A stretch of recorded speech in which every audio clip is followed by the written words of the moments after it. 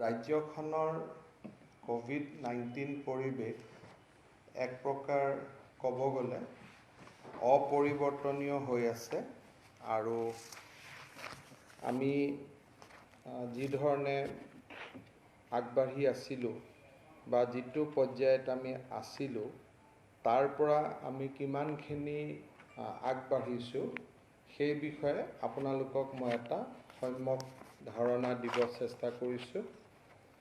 আমাৰ অসমত হয়তো কোভিড পজিটিভ ৰোগীৰ সংখ্যা আজি 20,000ত স্পৰ্শ কৰিব।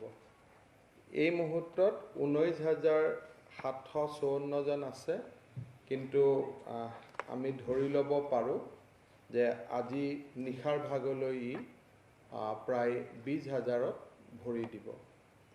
ঠিক সেইধৰণে আমাৰ কোভিডৰ পৰা আৰোগ্য হৈ ঘৰলৈ উভতি যোৱা ৰোগীৰ সংখ্যাও আজিৰ দিনটোতে 13,000ত ভৰি দিব।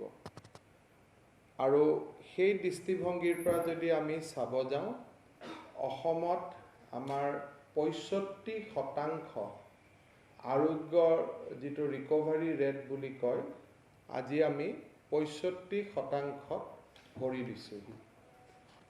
48 জন ৰোগীয়ে কোভিডত মৃত্যুবৰণ কৰিছে আৰু 0.24% অৰ্থাৎ 0.24% আমাৰ আজিৰ দিনত মৃতকৰ সংখ্যা বা মৰণোত্তৰ বা মৰ্টেলিটি ৰেট। মই পিছলৈ ক'ম যে আমাৰ দেশৰ ভিতৰতে ৰিকভাৰী ৰেটত আমাৰ পজিশ্যন কেনেকুৱা। আজিৰ দিনটোত আমি যদি চাব যাওঁ, কোভিডৰ যিটো থাৰ্ড ৱেভ অসমত পলমকৈ আহিছিলে আন ৰাজ্যবিলাকৰ তুলনাত।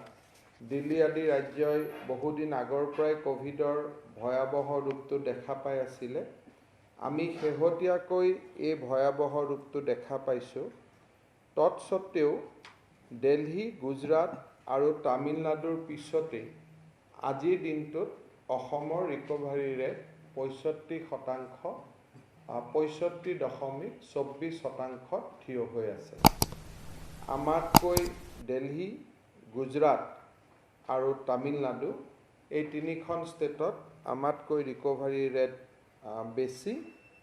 যোৱা দিনটোলৈকে পশ্চিমবংগৰ আমাতকৈ ৰিকভাৰী ৰেট বেছি আছিল, কিন্তু যোৱা সপ্তাহত আমাৰ ৰিকভাৰী ৰেট পশ্চিমবংগ আদি ৰাজ্যৰ তুলনাত অধিক হৈ গ'ল আৰু বৰ্তমান দিল্লী, গুজৰাট আৰু তামিলনাডুৰ পিছতেই অসমৰ ৰিকভাৰী ৰেট। মৰ্টেলিটিৰ ক্ষেত্ৰত অসমৰ মৰ্টেলিটি দেশৰ ভিতৰতে উত্তৰ পূবৰ ৰাজ্যসমূহক মই ইয়াত অনা নাই। মৰ্টেলিটিৰ ক্ষেত্ৰত দেশৰ ভিতৰতে আজিৰ দিনটোতো আমি আটাইতকৈ কমত আছোঁ। আমাৰ পিছতেই কেৰেলাৰ 0.37%, তামিলনাডুৰ 1.43%।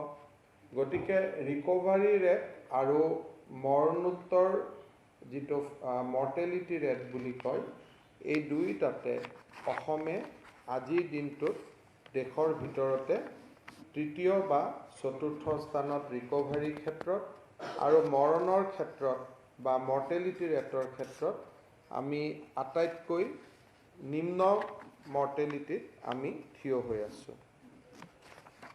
আমাৰ অসমৰ আজিৰ দিনত কোভিডৰ স্থিতি মই আগতে কৈছোঁ যে 19,754টা, ৰিকভাৰী 12,888টা আৰু এক্টিভ কেছ আজিৰ হাতত আমাৰ হাতত 6,815 আমি 15ত থিয় হৈ আছোঁ। আমাৰ ৰাজ্যখনত আমি যদি চাব যাওঁ যে 15 জুনৰ পৰা 15 জুলাইৰ ভিতৰত এই এক মাহৰ ভিতৰত যদি আমি দেখা পাওঁ, তেতিয়াহ'লে আমি দেখা পাওঁ যে এমাহৰ ভিতৰতে আমাৰ ৰাজ্যখনত 12,218টা কেছ আমি দেখা পাইছোঁ। তাৰমানে সৰ্বমুঠ 20,000 কেছ আমাৰ গোটেই যোৱা 4 মাহত আৰু অকল 15 জুনৰ পৰা 15 জুলাইৰ ভিতৰত এই 30টা দিনৰ কালখণ্ডত আমি 12,218টা কোভিড পেচেণ্ট আমি দেখা পাইছোঁ। 3 মাহত 4,309টা আৰু মাত্ৰ এমাহত 12,218টা। যোৱা সাংবাদিক মেলৰ সময়ত আমাৰ ডাবলিং ৰেট 11 দিনত আছিল, এতিয়া আমাৰ ডাবলিং ৰেট 12 দিনলৈ বৃদ্ধি পাইছে। 11 দিনৰ পৰিৱৰ্তে আমি 12 দিনত থিয় হৈ আছোঁ। আমাৰ ডিসচাৰ্জৰ ক্ষেত্ৰত এতিয়া আমি প্ৰায় 700 হিচাপত প্ৰতিদিনে ডিসচাৰ্জ দিব পাৰিছোঁ। যোৱা 3-4 দিনত আমি কেতিয়াবা এটা দিনত একেলগে 750 পেচেণ্টলৈকেও আমি ডিসচাৰ্জ কৰিছোঁ। 757 পেচেণ্টটো আমি ডিসচাৰ্জ কৰিছোঁ। যোৱাকালি আমি 715টা ডিসচাৰ্জ কৰিছোঁ। টেষ্টিঙৰ কেপাচিটি আমাৰ বহুতখিনি বাঢ়িছে, বিশেষকৈ ৰেপিড এণ্টিজেন টেষ্টৰ পিছত। তাৰ লগে লগে আমি RT-PCR টেষ্টটো কৰি আহিছোঁ। এই সপ্তাহত আমাৰ 3টা নতুন লেব আমি আৰম্ভ কৰিম। এটা বি বৰুৱা কেঞ্চাৰ হস্পিটেলত, এটা গুৱাহাটী মেডিকেল কলেজৰ কেঞ্চাৰ হস্পিটেলৰ প্ৰাংগণত, আনটো সোণাপুৰ চিভিল হস্পিটেলত। আমি 3টা নতুন লেব এই সপ্তাহতে আৰু আৰম্ভ কৰিম, যাতে আমি টেষ্টৰ ৰিজাল্ট আৰু খৰতকীয়াকৈ দিব পাৰোঁ। যোৰহাট মেডিকেল কলেজ আৰু বৰপেটা মেডিকেল কলেজতো আৰু নতুনকৈ 2টা লেব নিৰ্মাণৰ কাম তীব্ৰ গতিত চলি আছে। তাৰ লগে লগে আয়ুৰ্বেদিক কলেজতো পাব্লিক প্ৰাইভেট পাৰ্টনাৰশ্বিপত এটা লেব প্ৰতিষ্ঠাৰ কাম চলি আছে। গতিকে মই ভাবোঁ যে এসপ্তাহৰ ভিতৰত 3টা আৰু এই মাহৰ ভিতৰত আমি আৰু 6টা নতুন RT-PCR লেব আমি স্থাপন কৰিবলৈ বা ভাইৰেল টেষ্টিং লেব লেভেল 2 আমি আৰু 6টা লেবৰেটৰী এই মাহৰ ভিতৰতে আমি সংযোজন কৰিব পাৰিম। আৰু সেয়ে হ'লে অসমত RT-PCR লেবৰ সংখ্যা 19লৈকে বৃদ্ধি পাব। আপোনালোকক মই অত্যন্ত আনন্দ সহকাৰে জনাব খুজিছোঁ যে আজিৰ দিনটোত আমি 6 লাখ টেষ্টৰ মাইলষ্টন আমি অতিক্ৰম কৰিম। অৰ্থাৎ অসমে আজিৰ দিনটোত 6 লাখ টেষ্ট সম্পূৰ্ণ কৰিব। ইতিমধ্যে 5,54,000 দিনৰ ভাগতে সম্পন্ন হৈছে আৰু গধূলিৰ ভাগলৈকে 6 লাখ টেষ্ট আমি সম্পূৰ্ণ কৰিম। আজিৰ দিনটোত আমাৰ টেষ্ট পাৰ মিলিয়ন 17,800 আছে। মাত্ৰ 3খন ৰাজ্য আমাৰ ওপৰত আছে, দিল্লী, অন্ধ্ৰপ্ৰদেশ আৰু তামিলনাডু। দিল্লী, অন্ধ্ৰপ্ৰদেশ আৰু তামিলনাডুক বাদ দিলে ভাৰতৰ আন সকলো ৰাজ্যৰকৈ 17,800 পাৰ মিলিয়ন টেষ্টেৰে সৈতে অসমে নিজৰ যাত্ৰা অব্যাহত ৰাখিব পাৰিছে। হাৰিয়ানা, ৰাজস্থান, পাঞ্জাৱ, কৰ্ণাটকা, কেৰেলা, মহাৰাষ্ট্ৰ এই গোটেইবোৰ ৰাজ্যক আমি পাৰ মিলিয়ন টেষ্টত পিছ পেলাব পাৰিছোঁ। আৰু আমাৰ সন্মুখত বা আমাতকৈ আগত আজিৰ দিনটোত দিল্লী, অন্ধ্ৰপ্ৰদেশ আৰু তামিলনাডু থিয় হৈ আছে। উত্তৰ পূবৰ ৰাজ্যসমূহক ইয়াৰ ভিতৰত মই অনা নাই। গুৱাহাটী মহানগৰীত আমি ৰেপিড এণ্টিজেন টেষ্টৰ কাম আমি আৰম্ভ কৰিছোঁ আৰু আজিৰ পৰা সমগ্ৰ ৰাজ্যখনতে ৰেপিড এণ্টিজেন টেষ্টৰ কাম আৰম্ভ হৈছে। তাৰমানে আমি প্ৰথমতে এটা চেম্পুলক ৰেপিড এণ্টিজেন টেষ্ট কৰিম, তাতে নিগেটিভ আহিলে আমি আৰু এবাৰ RT-PCR কৰিম, পজিটিভ আহিলে আমি পোনে পোনে চিকিৎসালয়ত আমি ভৰ্তি কৰিম।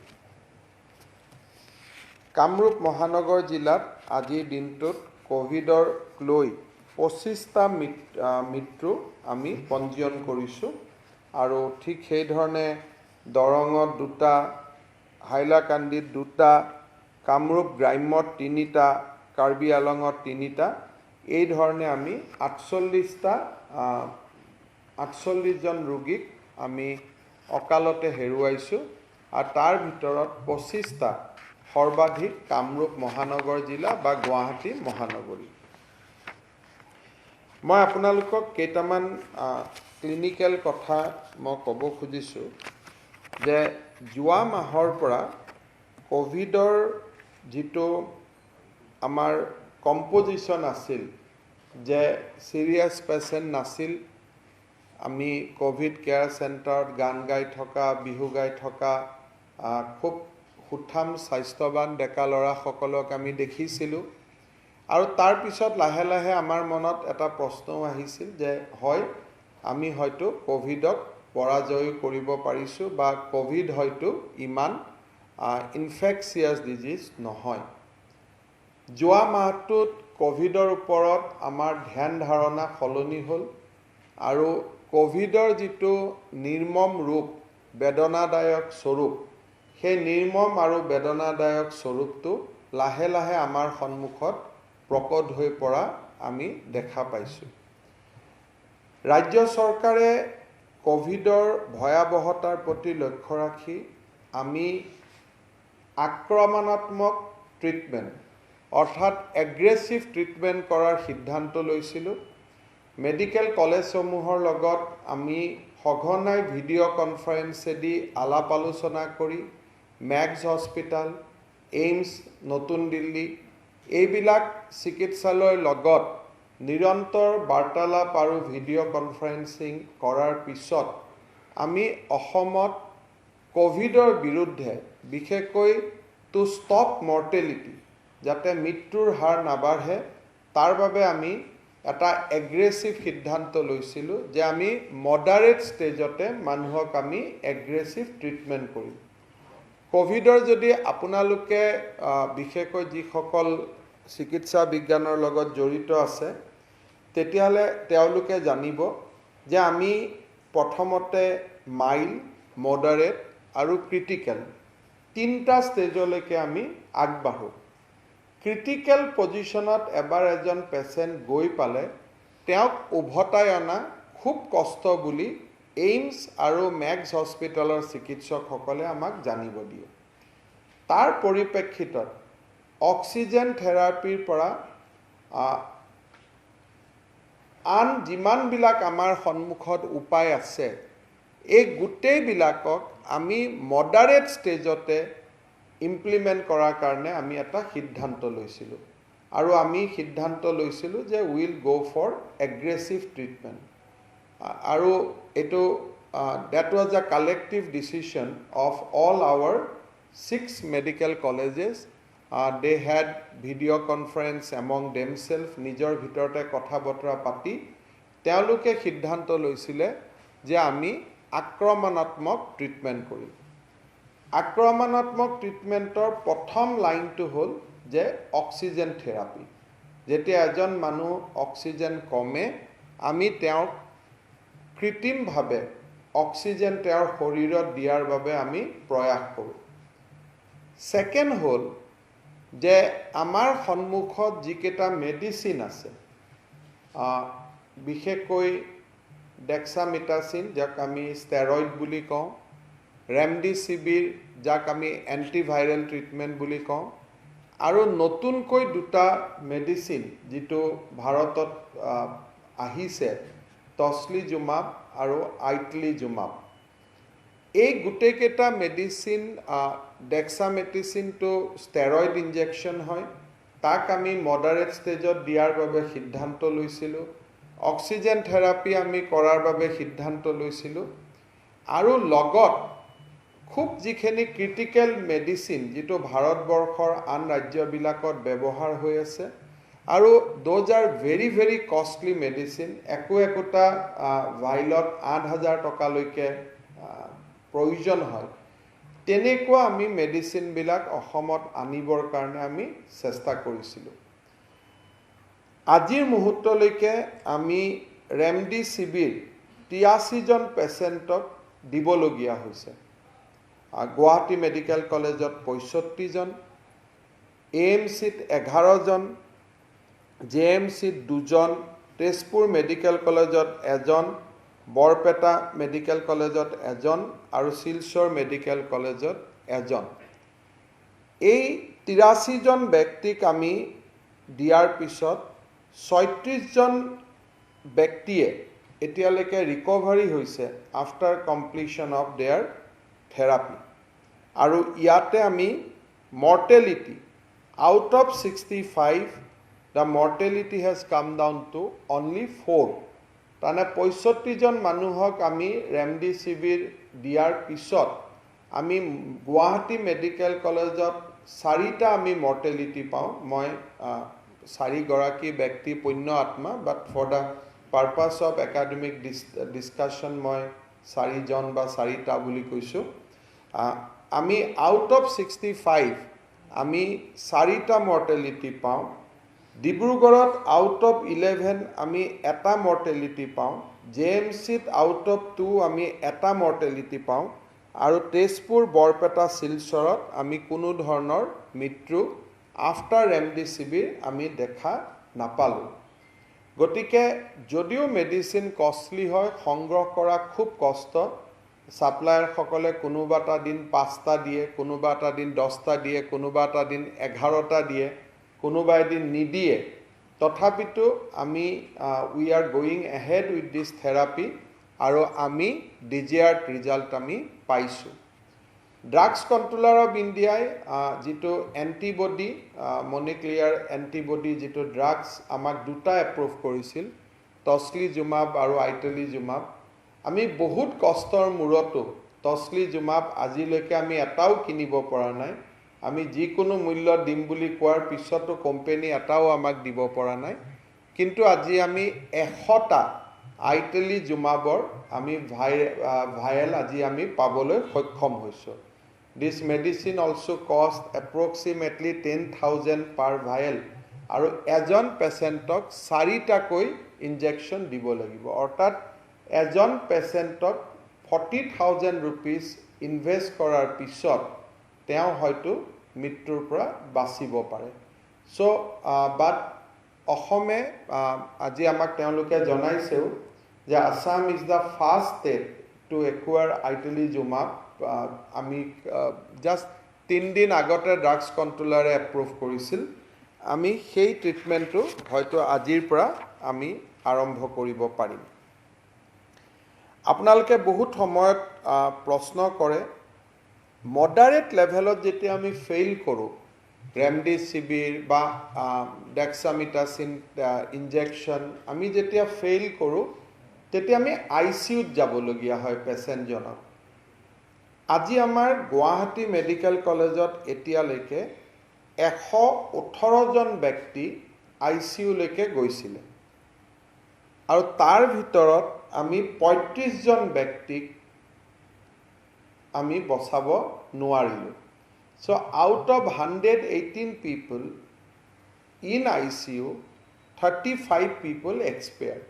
ইয়াৰ ভিতৰত কোনোবাই হয়তো ৰেমডিচিভিৰো পাইছিলে, 2টাই পাইছিলে। গতিকে যোগ কৰিব দিগদাৰ যে 1+1, কাৰণ কোনোবাই হয়তো গোটেই 3টাই পাইছিলে, ICUত গৈছিল, ৰেমডিচিভিৰো পাইছিলে, ষ্টেৰইডো পাইছিলে। বাট ICUত যোৱাৰ পিছত 118 জন ব্যক্তিৰ 35 জন ব্যক্তিৰ মৃত্যু হৈছে। যোৰহাট মেডিকেল কলেজত 10 গৰাকী ব্যক্তিৰ ভিতৰত 2 গৰাকীৰ মৃত্যু হৈছে। শিলচৰ মেডিকেল কলেজত 9 গৰাকী ব্যক্তিৰ ভিতৰত 2 গৰাকীৰ মৃত্যু হৈছে। অৰ্থাৎ 40 গৰাকী ব্যক্তিৰ মৃত্যু হৈছে। কিন্তু বাকী ৰাজ্যত ICUৰ পৰা উভতাই অনা পেচেণ্টৰ সংখ্যা খুব কম। আমি যথেষ্ট কৃতজ্ঞতা জনাব লাগিব যে আমাৰ টিম মেডিকেল কলেজেছ তেওঁলোকৰ যত্নত ICUৰ পৰা 45 জন ব্যক্তি আজি পৰ্যন্ত মৃত্যুৰ মুখৰ পৰা উভতি আহিছে। আৰু এজ অফ নাও 53 পেচেণ্ট ইজ ইন ICU। 53 গৰাকী ব্যক্তিয়ে ICUত আজিৰ দিনটোত ট্ৰিটমেণ্ট লৈ আছে।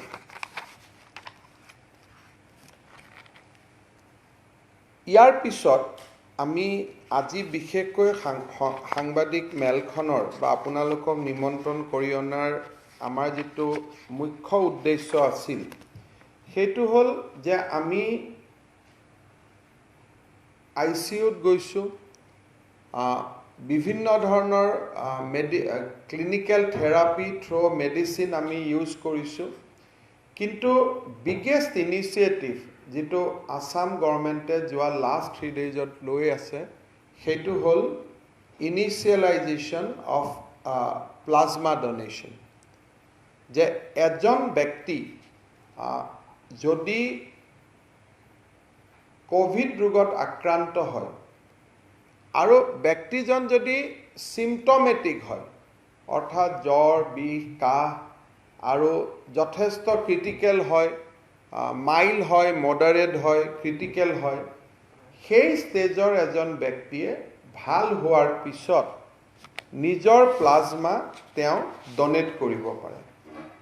প্লাজমা ডনেট কৰিলে যে ভাল হ'ব তাত কোনো নিশ্চয়তা নাই, বাট প্লাজমা এটা ওৱান অফ দ্য কম্পোনেণ্ট য'ত কোনো ছাইড ৰিয়েকশ্যন নাথাকে।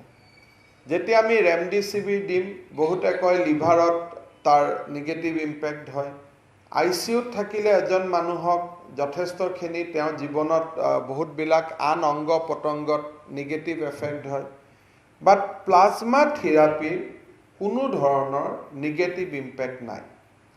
এজন ব্যক্তিয়ে 400 গ্ৰাম প্লাজমা ডনেট কৰিব পাৰে। তেওঁ যেতিয়া সাধাৰণভাৱে তেওঁ যেতিয়া ৰক্ত দিয়ে, সেই ৰক্তটোৰ পৰাই আমি প্লাজমাটো ছেপাৰেট কৰি লওঁ আৰু মাইনাছ প্লাজমা বাকী ব্লাডখিনি তেওঁৰ শৰীৰলৈ পুনৰ উভতি যায়। এই প্ৰক্ৰিয়াটো যদি আমি মডাৰেট ষ্টেজত কাৰোবাক প্লাজমা দিব পাৰোঁ, তেতিয়াহ'লে 90% লোক মৃত্যুৰ দুৱাৰমুখৰ পৰা উভতি আহিব পাৰে। এই ধৰণৰ গৱেষণা আমি আমেৰিকা যুক্তৰাষ্ট্ৰৰ পৰা আমাৰ ৰাজ্যত বা আমাৰ দেশত আমি দেখা পাইছোঁ। আজিৰ দিনটোত আমি গুৱাহাটী মেডিকেল কলেজত 3জন ব্যক্তিক আমি প্লাজমা থেৰাপি কৰিবলৈ সক্ষম হৈছোঁ, অৰ্থাৎ 3জন ব্যক্তিয়ে আজিলৈকে প্লাজমা পাইছে। বাট উইথ 20,000 পেচেণ্ট, আমি আজি আগতে কৈছোঁ যে আমি 20,000 পেচেণ্টৰ লগত আমি চিকিৎসা কৰিছোঁ। ৰাজ্যৰ চৰকাৰে, ৰাজ্যৰ জনসাধাৰণে 20,000 ব্যক্তিৰ ওপৰত যথেষ্টখিনি কাম কৰিছে। ৰাজ্যখনৰ অৰ্থনীতিৰ মেৰুদণ্ডডাল এক প্ৰকাৰ ভাঙি, এজন ব্যক্তিক যেতিয়া কোভিডত লৈ অহা হয়, তেওঁৰ এম্বুলেন্সৰ পৰা আৰম্ভ কৰি ভাৰতৰ সকলো ৰাজ্যই টেষ্টৰ কাৰণে ফিজ লয়। Test is not free in any state. হয়তো ক'ৰবাত BPL ফ্ৰী হ'ব পাৰে, আয়ুষ্মান ভাৰতত টেষ্ট কৰিব পাৰে, কিন্তু অসমক বাদ দি কোনো ষ্টেটতে RT-PCR টেষ্ট ফ্ৰী নহয়, দে হেভ টু পে। আমি ৰিপিটেড RT-PCR টেষ্ট কৰোঁ, বিনামূলীয়াকৈ কৰোঁ। অসমত আহি কেতিয়াবা মানুহে ব্ৰেকফাষ্ট বা লাঞ্চৰ কাৰণে কোভিড কেয়াৰ চেণ্টাৰত হুলস্থুলো কৰে, কৰাটো স্বাভাৱিক, কিন্তু ভাৰতৰ সকলো ৰাজ্যতে Covid treatment is on payment, not free. বিনামূলীয়া কোভিড ট্ৰিটমেণ্ট নহয়, অন পে'মেণ্ট হয়। আৰু নাৰ্ছিং হোমবিলাকত মানুহ জুৰুলা হোৱাৰ খবৰ আমি সদায় দিনত পাই আহিছোঁ। মেডিচিন প্ৰেছক্ৰিপশ্যন কৰিব, ৰেমডিচিভিৰ আনক, টছলিজুমাব আনক, but they have to arrange on there on. চৰকাৰে ক'তো নিদিয়ে। তাৰ উপৰিও নাৰ্ছ চিকিৎসকসকলে জীৱনপণ সংগ্ৰাম কৰি কেইবাজনো লোক আক্ৰান্ত হৈ তেওঁলোকে কোভিড ৰোগীসকলক বচাবলৈ চেষ্টা কৰে। এই ৰোগীসকল ভাল হোৱাৰ পিছত তেওঁলোকে যদি আমাক প্লাজমা ডনেট কৰে, সেই প্লাজমা দি 2জন ৰোগীক আমি বচাব পাৰোঁ। এজনৰ প্লাজমা দি 2জন ৰোগীক আমি বচাব পাৰোঁ। অসমৰ কোভিড আক্ৰান্ত যিসকল লোক যিসকলে সঁচা কোভিড হস্পিটালৰ ভিতৰত দেখিছে তেওঁলোকে আমাৰ নাৰ্ছ ডক্টৰসকলৰ তপস্যাও দেখিছে দুইটা বস্তু সেইসকল পেচেণ্টক মই দেখা পাইছোঁ আৰু তেওঁলোকে আমাৰ স্বাস্থ্য কৰ্মীসকলৰ তপস্যা দেখিছে ভিতৰত যি ধৰণে সংগ্ৰাম কৰি আছে তেওঁলোকে পিপি কিট পিন্ধি ঘণ্টাৰ পিছত ঘণ্টা কাম কৰিছে এই যুদ্ধ বহুত সহজ হ'ব পাৰে যদি সুস্থ হৈ উভতি যোৱা ৰোগীসকলে আমাক প্লাজমা ডনেট কৰে প্লাজমাৰ কাৰণে ৰাজ্য চৰকাৰে এক বিশাল ইনিচিয়েটিভ আৰম্ভ কৰিছে অহাকালিৰ পৰা প্ৰচাৰৰ ব্যৱস্থা কৰিব যিসকলে প্লাজমা ডনেট কৰিব খোজে খালি নন সিম্পটমেটিক ৰোগীয়ে প্লাজমা ডনেট কৰিব নোৱাৰে যাৰ সিম্পটম আছিলে জ্বৰ কাহ অক্সিজেন লওঁতে কষ্ট পাইছিলে আৰু যোনে ইন্টেনসিভ ট্ৰিটমেণ্টত আছিলে তেওঁলোকে প্লাজমা ডনেট কৰিব পাৰে 104 নম্বৰত ইচ্ছুক প্লাজমা ডনেট কৰিব পৰা ৰোগীসকলে যোগাযোগ কৰক আৰু মানৱতাক ৰক্ষা কৰাৰ ক্ষেত্ৰত তেওঁলোকে পদক্ষেপ লওক মেডিকেল কলেজসমূহত এতিয়া আমি পঞ্জীয়নৰ ব্যৱস্থা কৰিছোঁ ৰিলিজৰ সময়ত আমি প্লাজমা ডনেশ্যন কাৰ্ড আমি তেখেতসকলৰ পৰা স্বাক্ষৰ কৰোৱাৰ আমি সিদ্ধান্ত লৈছোঁ আৰু 28 দিন পিছত আমি তেওঁলোকক বিচাৰি যাওঁ আৰু তেওঁলোকে আমাক প্লাজমা ডনেট কৰে আৰু সেই ধৰণে এতিয়ালৈকে আমি আগবাঢ়ি গৈছোঁ আৰু চাওঁতে যদিও খুব কম আমি জাষ্ট আৰম্ভ কৰিছোঁ কিন্তু কেইবাজনো সদাশয় ব্যক্তিয়ে ইতিমধ্যে আমাক প্লাজমা ডনেট কৰিছে মই তেওঁলোকৰ নামো আমি এই সাংবাদিক মেলত নিশ্চয় ল'ব লাগিব আৰু তেখেতসকলৰ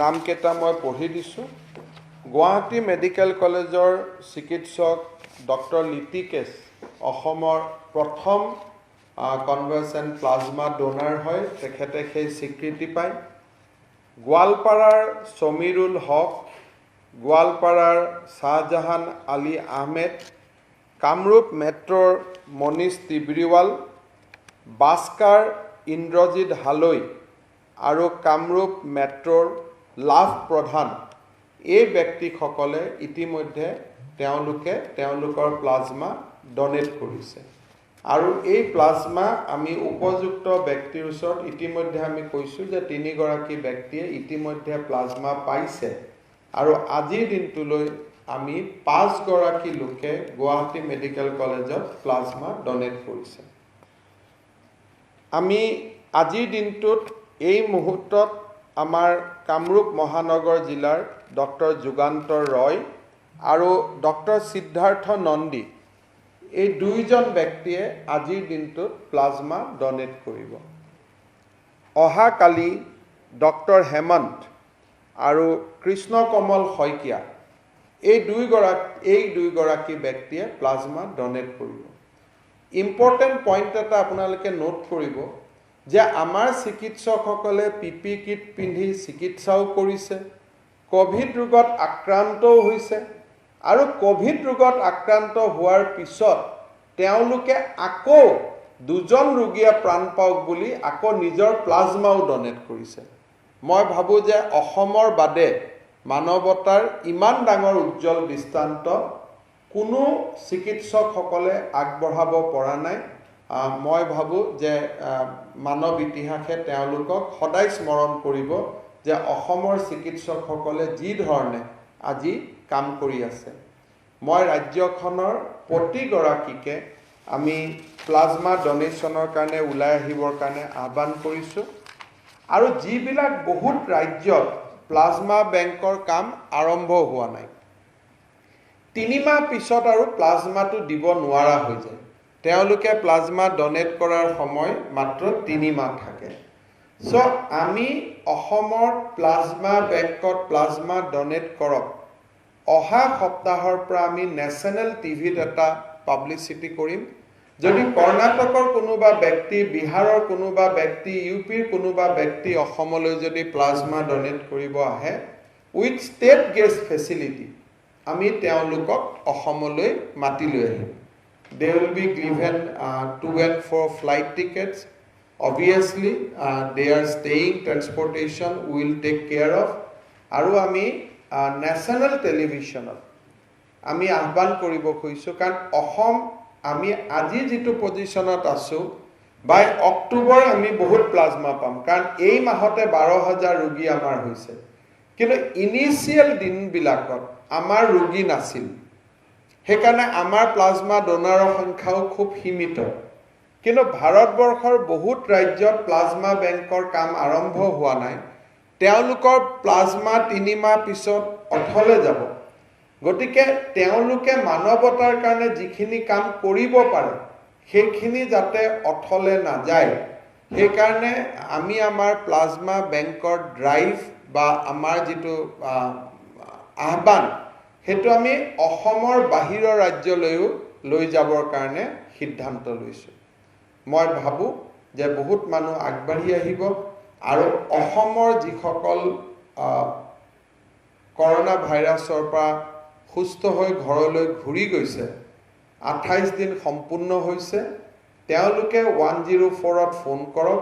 যাৰ 20 দিন সম্পূৰ্ণ হৈছে তেওঁলোকে 104ত ফোন কৰক, আমি তেওঁলোকৰ লগত যোগাযোগ ৰাখিম। যিসকলে প্লাজমা ডনেট কৰিব তেওঁলোকক এখন আমি প্লাজমা ডোনাৰ আমি চাৰ্টিফিকেট দিম। এখন মোৰ নামত ব্যক্তিগতভাৱে আমি তেওঁলোকক এখন পত্ৰ দিম। ভৱিষ্যত দিনত প্লাজমা ডোনাৰসকলক বিভিন্ন চৰকাৰী কাম কাজত অগ্ৰাধিকাৰ দিয়াৰ বিষয়েও আমি বিবেচনা কৰিম। Suppose এটা ইণ্টাৰভিউতে 2জন ব্যক্তিয়ে ইকুৱেল নম্বৰ পাইছে, by producing that plasma donation card তেওঁ হয়তো 2 নম্বৰ অতিৰিক্তকৈ পাব। এনেকুৱা ধৰণৰ কিছু আঁচনিও, কোনোবা দুখীয়া মানুহ প্লাজমা ডোনেশ্যন কৰিব লাগে, কিন্তু প্ৰধানমন্ত্ৰী আৱাস যোজনাৰ ঘৰৰ লিষ্টত তেওঁৰ নামটো তলত আছে, পাব কিন্তু তলত আছে। প্লাজমা ডোনেট কৰাৰ লগে লগে তেওঁৰ নামটো আমি ওপৰলৈ লৈ আহিম। অৰুণোদয় আঁচনি আৰম্ভ হ'ব, হয়তো তেওঁ দুখীয়া বুলি পাবও পাৰে, নাপাবও পাৰে, কিন্তু এই প্লাজমা ডোনাৰসকলক যাতে আমাৰ কমিটিসকলে বিশেষ সহানুভূতি দিয়ে তাৰ বিষয়ে আমি চৰকাৰী অধিসূচনাও আমি মুকলি কৰি দিম, কাৰণ এটা প্লাজমাই 2জন মানুহক জীৱন দিয়ে, সেইটো বহু বেছি ডাঙৰ কথা। and society will definitely acknowledge their contribution. মই ভাবোঁ যে আমাৰ প্লাজমা ডোনেশ্যনৰ ক্ষেত্ৰত অসমবাসী ৰাইজ আগুৱাই আহিব। অকল অসমৰে নহয়, many people from other Indian state will also come and join our plasma bank movement.